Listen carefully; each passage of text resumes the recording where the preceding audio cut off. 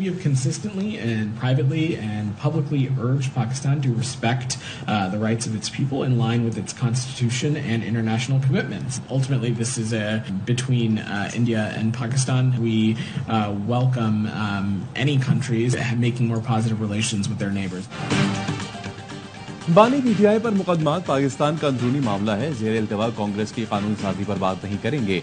हमारे जमहूरी निज़ाम में कांग्रेस और हुकूमत की एक अलग शाख है। पाकिस्तान में इंतखाबात की शफाफियत का मामला हमारी तवज्जो का मरकज़ है। अमरीकी महकमा खारजा के नायब तर्जुमान की प्रेस ब्रीफिंग। वेदांत पटेल ने कहा, हुकूमत पाकिस्तान इंसानी हुकूक और बुनियादी आज़ादियों का एहतराम करे। अमरीकी हुक्काम ने मुसलसल निजी और अवामी तौर पर पाकिस्तान में अवामी हुकूक के एहतराम पर जोर दिया।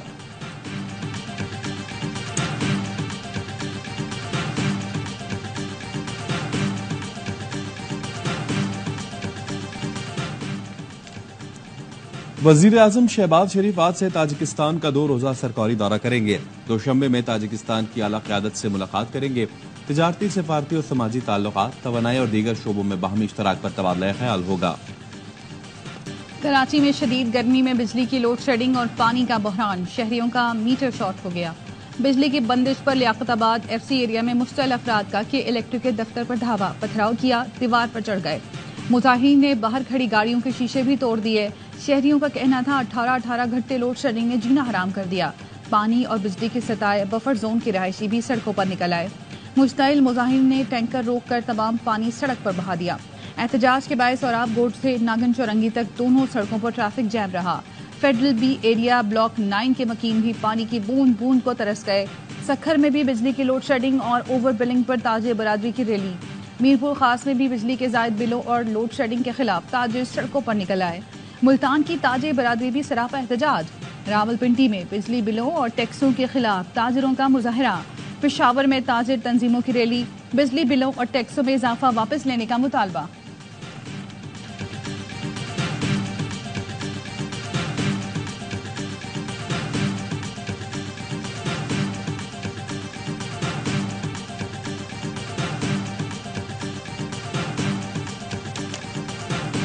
पीटीआई में मैं किधर हूँ? पीटीआई इमरान खान है। अगर मैंने पीटीआई में ना होना होता तो देखे मैं फॉर्म 47 पे MNA होता और मैं वजीर होता। कौन पार्टी है ही कोई नहीं। पार्टी सारी जेल में है भाई। पार्टी के लिए बाहर, पार्टी तो सारी हम ही है ना। पीटीआई पर कुछ लोगों का कब्जा है। मैं पीटीआई में हूँ, वो कौन होते हैं कहने वाले, में पार्टी में नहीं। फवाद चौधरी का रद्देमल। ऑफ द रिकॉर्ड में गुफ्तगू करते हुए कहा, पीटीआई में ना होता तो फॉर्म 47 पर वजीर होता। पार्टी छोड़कर कोई नहीं गया, छुड़वा दी गई। पार्टी छोड़ने वालों पर क्या गुजरी, क्या किसी को पता है? हामिद खान ऑस्ट्रेलिया में अपने फार्म हाउस संभालते रहे। रऊफ हसन जैसे लोग कहां से पार्टी सीनियर लोग बन गए? इन लोगों के जरिए पार्टी पर कब्जा कराया गया। IPP की प्रेस कॉन्फ्रेंस में मर्जी से नहीं गया था, इसलिए मुंह छुपा रहा था। इस सारे मामले पर किताब लिख रहा हूँ। पीटीआई का सबसे बड़ा मसला यह है कि वो तन्हा नजर आ रही है। ऐसा नहीं होना चाहिए था। JUI GTA जमात इस्लामी को अलायंस में शामिल करना होगा। अचकजई असद कैसर अख्तर मिंगल को अपना काम करने दें। फैसल ऑर्डर ने सारी ऑडियोज खत्म कराने में बहुत साथ दिया। फैसल ऑर्डर समेत कई दोस्त हैं जिन्होंने बहुत ख्याल रखा।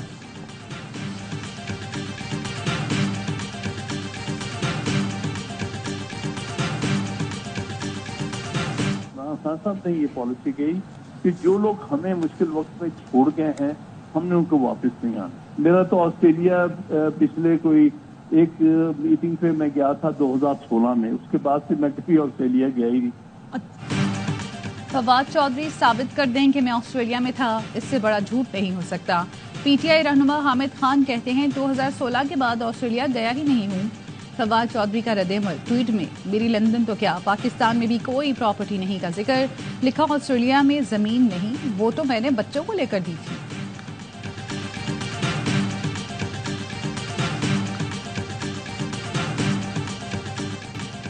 पार्टी छोड़कर जाने वालों का फैसला बानी पीटीआई खुद करेंगे। चेयरमैन बैरिस्टर गौहर का कहना है, बानी पीटीआई इन लोगों को खुशामदीद कहें तो हमारे भी सर आंखों पर। कहा, कोई फॉरवर्ड ब्लॉक नहीं। डिसिप्लिन के कुछ मामला पार्टियों में जरूर होते हैं। शिबली फराज बोले, पार्टी में कोई धड़ेबंदी नहीं। ये छोटे 3 लोग हैं जिन्होंने उद्यम मचाया हुआ है। डिसिप्लिन पर समझौता नहीं होगा, कार्रवाई होगी। कोर कमेटी ने उमर अयूब का इस्तीफा मुस्तरद कर दिया।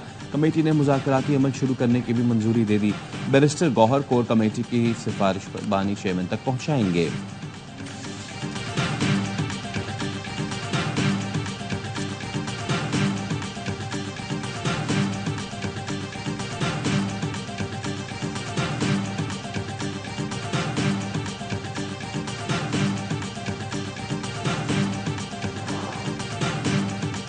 या मुल्क की मईशत रहेगी या ये बजट रहेगा, ये दोनों इकट्ठे नहीं चल सकते। मुल्क की जो कुल आमदन है उसका 25% हुकूमत के अखराजात है। सारा बोझ सैलरीड क्लास पे डाल दिया गया।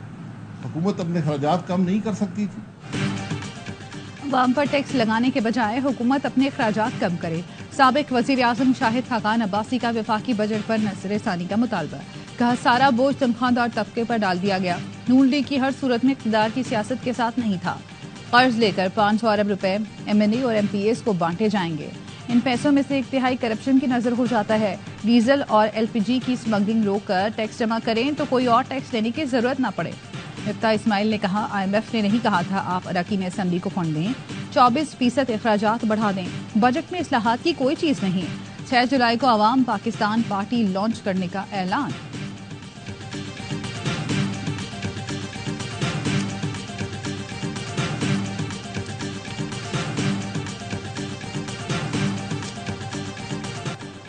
अरकान असम्बली को 5 अरब दिए ना इरादा है। शाहिद खाकान और मिफ्ता ने गलत अदाद शुमार पेश किए।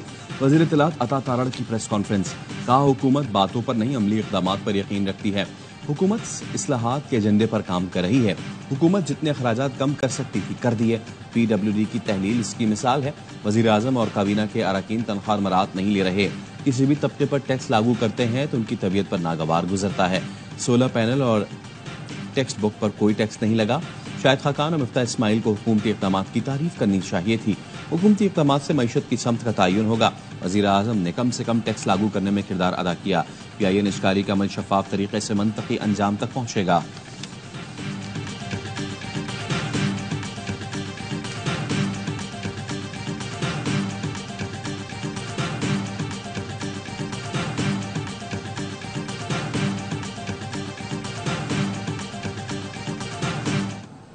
इलेक्शन कमीशन ऑफ पाकिस्तान हकीर इदारा नहीं है, ना मातहत इदारा है आपके, ना सुप्रीम कोर्ट के।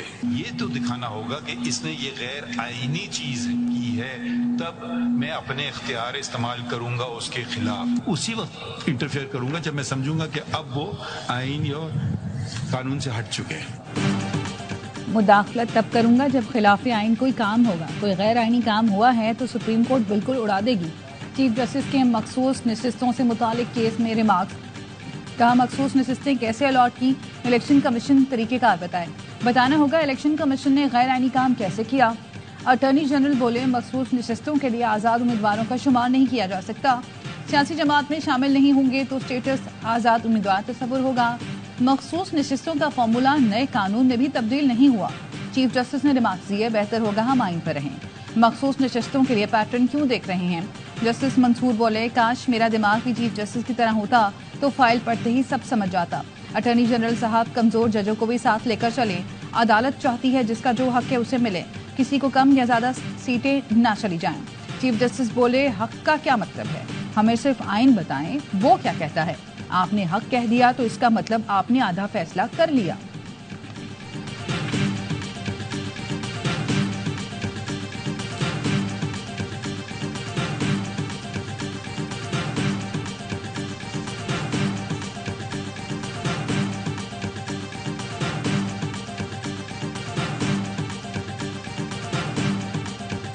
उन्होंने खुद ही आपको दरखास्त की जब प्राइम मिनिस्टर थे कि जी मुझे साल देते हैं। आपने इतना फराखदिली दिखाई, आपने कहा साल ले लो।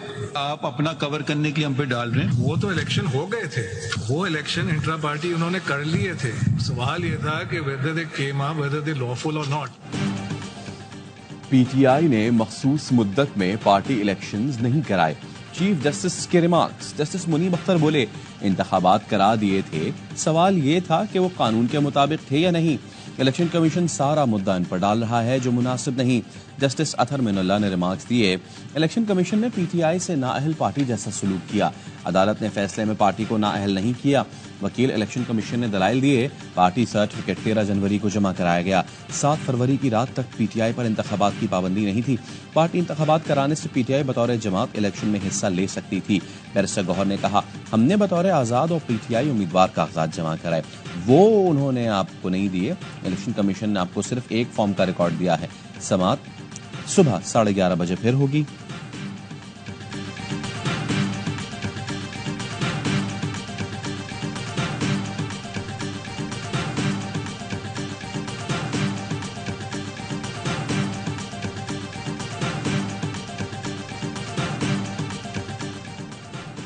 इक्तदार की खातिर गिरने के लिए पीटीआई की कोई हद नहीं। चेयरमैन पीपी बिलावल भुट्टो कहते हैं पीटीआई आजाद सहाफत से खौफजदा और अवाम से मायूस है। केपी में सहाफियों के खिलाफ पुरतशद्दुद वाकयात में इजाफा नाकाबिल बर्दाश्त है। सहाफत की आज़ादी के लिए इदारे और पार्लियामान किरदार अदा करें।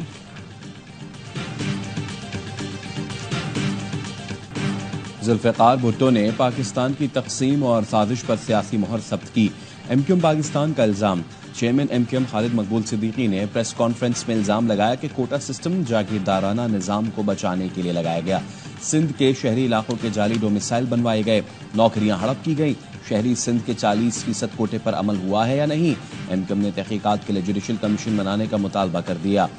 50 से 56,000 नौकरियां गुज़िश्ता कई साल से बांटी जा रही। 30 पर सिंध हाई कोर्ट ने जरा ठहरो की आवाज लगाई।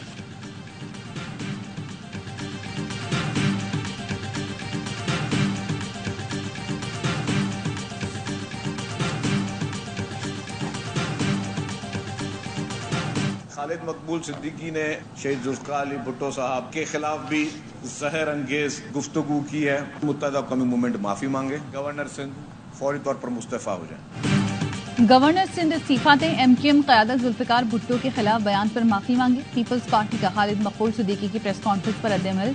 शरीफ मेमन ने कहा खालिद मकबूल सिद्दीकी ने शहीद जुल्फ़िकार भुट्टो के खिलाफ जहर आलूद गुफ्तगू की। कोटा सिस्टम की बातें करना अफसोसनाक है।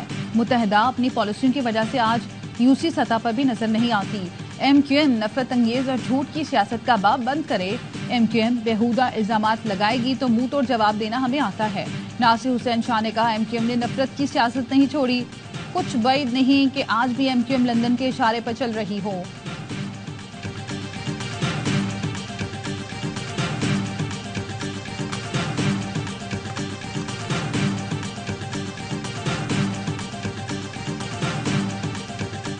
बजट नाफिज, नए टैक्सों का इतलाक हो गया। शीरखार बच्चों के डिब्बाबंद दूध ही नहीं बल्कि दूध के आम पैकेट पर भी 18% जीएसटी देना पड़ेगा। मोबाइल, पेट्रोल, सफर, प्रॉपर्टी पर टैक्स। नए बजट में पेट्रोलियम लेवी में 10 रुपए लीटर इजाफा। तनख्वाहदार तबके पर टैक्सों की शरह 39% कर दी गई। मोबाइल फोन की खरीदारी पर 18 से 25% तक जीएसटी आयद। नॉन फाइलर्स की सिम बंद करने के लिए ऑर्डर जारी कर दिया गया। सिम्स ब्लॉक करना ना करने वाली टेलीकॉम कंपनियों को 5 से 10 करोड़ रुपए जुर्माना अदा करना पड़ेगा। मोबाइल, इंटरनेट और मोबाइल कार्ड पर 75% टैक्स लगेगा। आजाद कश्मीर और साबिक फाटा की टैक्स छूट बरकरार।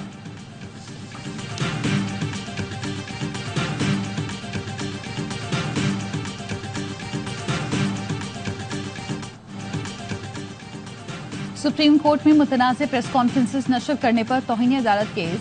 टीवी चैनल्स बताएं क्या प्रेस कॉन्फ्रेंसेस दोबारा नशर हुई। प्रेस कॉन्फ्रेंसेस के साथ इश्तिहारात और आमदन की तफसील भी दें।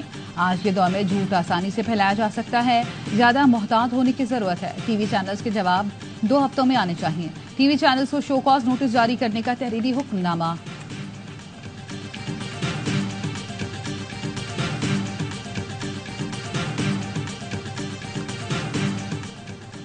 वज़ीर आला खैबर पख्तूनख्वा अली अमीन गंडापुर के नाकाबिल जमानत वारंट जारी।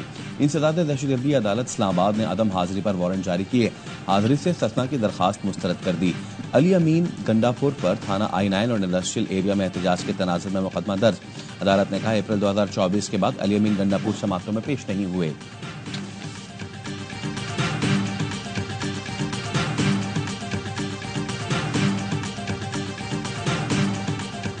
सुखेखी में पसंद की शादी करने पर बाप और ससुर ने नौब्याहता दुल्हन को कत्ल कर दिया। मुलजमान कत्ल के बाद लाश को बिजली के झटके देते रहे। यूनिवर्सिटी की तालिबा मुबशरा ने 3 रोज कबल आयरलैंड के अवैध से ऑनलाइन निकाह किया।